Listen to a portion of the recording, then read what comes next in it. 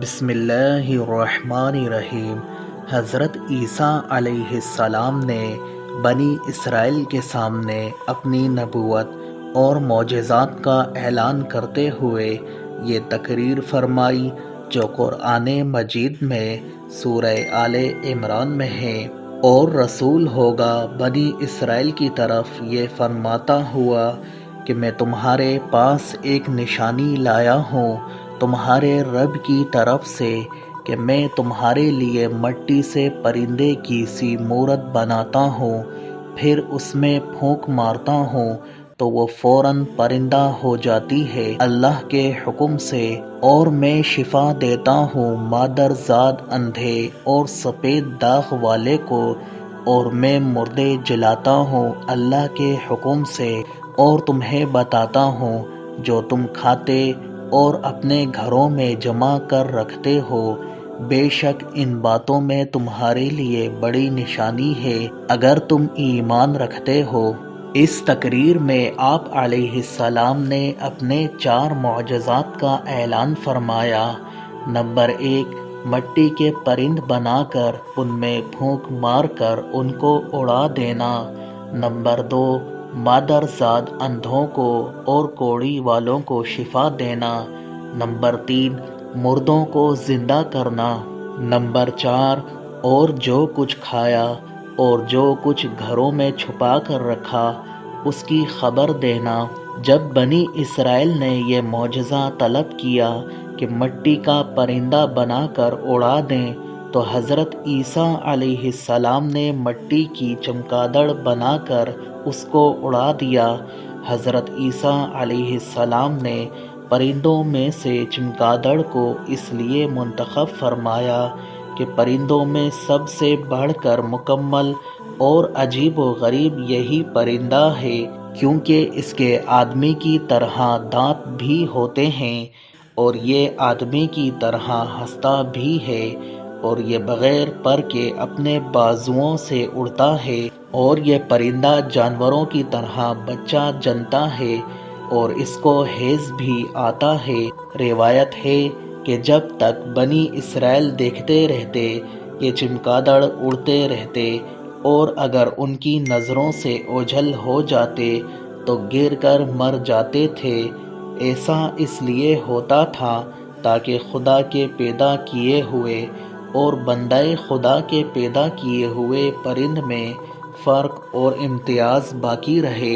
روایت ہے کہ ایک دن میں 50 اندھوں اور کوڑیوں کو آپ علیہ السلام کی دعا سے اس شرط پر شفا حاصل ہوئی کہ وہ ایمان لائیں گے۔ روایت ہے کہ آپ علیہ السلام نے 4 مردوں کو زندہ فرمایا۔ نمبر 1، آزر اپنے دوست کو۔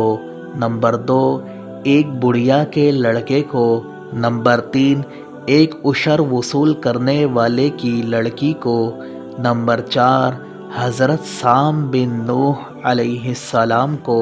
آزر حضرت عیسیٰ علیہ السلام کے ایک مخلص دوست تھے۔ جب ان کا انتقال ہونے لگا تو ان کی بہن نے آپ علیہ السلام کے پاس قاصد بھیجا کہ آپ کا دوست مر رہا ہے۔ اس وقت آپ علیہ السلام اپنے دوست سے 3 دن کی دوری کی مسافت پر تھے۔ آزر کے انتقال و دفن کے بعد حضرت عیسیٰ علیہ السلام وہاں پہنچے اور آزر کی قبر کے پاس تشریف لے گئے اور آزر کو پکارا تو وہ زندہ ہو کر اپنی قبر سے باہر نکل آئے اور برسوں زندہ رہے اور صاحب اولاد بھی ہوئے۔ بڑھیا کا لڑکا یہ مر گیا تھا اور لوگ اس کا جنازہ اٹھا کر اس کو دفن کرنے کے لیے جا رہے تھے۔ ناگہاں حضرت عیسیٰ علیہ السلام کا ادھر سے گزر ہوا تو آپ علیہ السلام کی دعا سے زندہ ہو کر جنازے سے اٹھ بیٹھا اور کپڑے پہن کر اپنے جنازے کی چارپائی اٹھائے ہوئے اپنے گھر آیا اور مدتوں زندہ رہا اور اس کی اولاد بھی ہوئی۔ ایک عشر وصول کرنے والے کی لڑکی مر گئی تھی، اس کی موت کے ایک دن بعد حضرت عیسیٰ علیہ السلام کی دعا سے زندہ ہو گئی اور بہت دنوں تک زندہ رہی اور اس کے کئی بچے بھی ہوئے۔ جب ان 3 افراد کو آپ علیہ السلام نے زندہ فرمایا تو بنی اسرائیل کے شریروں نے کہا، یہ تینوں در حقیقت مرے ہوئے نہیں تھے بلکہ ان تینوں پر سکتہ طاری تھا، اس لیے وہ ہوش میں آ گئے، لہٰذا آپ علیہ السلام کسی پرانے مردے کو زندہ کر کے ہمیں دکھائیے۔ تو آپ علیہ السلام نے فرمایا کہ حضرت سام بن نوح علیہ السلام کو وفات پائے ہوئے 4000 برس کا زمانہ گزر گیا، تم لوگ مجھے ان کی قبر پر لے چلو، میں ان کو خدا کے حکم سے زندہ کر دیتا ہوں۔ تو آپ علیہ السلام نے ان کی قبر کے پاس جا کر اسم اعظم پڑھا تو فوراً ہی حضرت سام بن نوح علیہ السلام قبر سے زندہ ہو کر نکل آئے اور گھبرائے ہوئے پوچھا کہ قیامت قائم ہو گئی۔ پھر حضرت عیسیٰ علیہ السلام پر ایمان لائے، پھر تھوڑی دیر بعد ان کا انتقال ہو گیا۔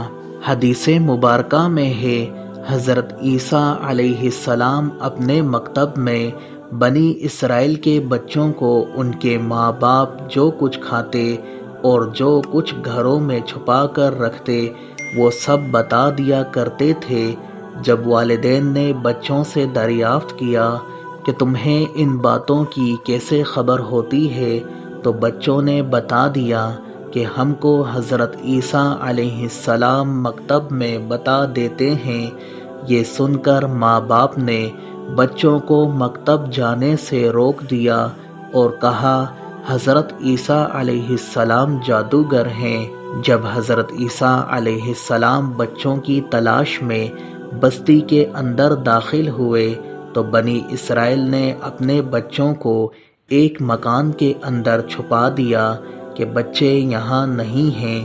آپ علیہ السلام نے پوچھا کہ گھر میں کون ہیں تو شریروں نے کہہ دیا کہ گھر میں سور بند ہیں۔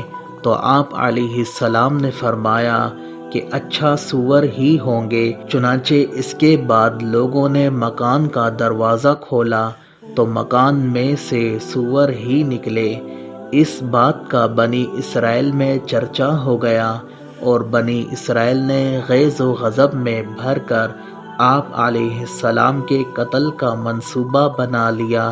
یہ دیکھ کر حضرت عیسیٰ علیہ السلام کی والدہ حضرت بی بی مریم رضی اللہ عنہا آپ کو ساتھ لے کر مصر کو ہجرت کر گئیں۔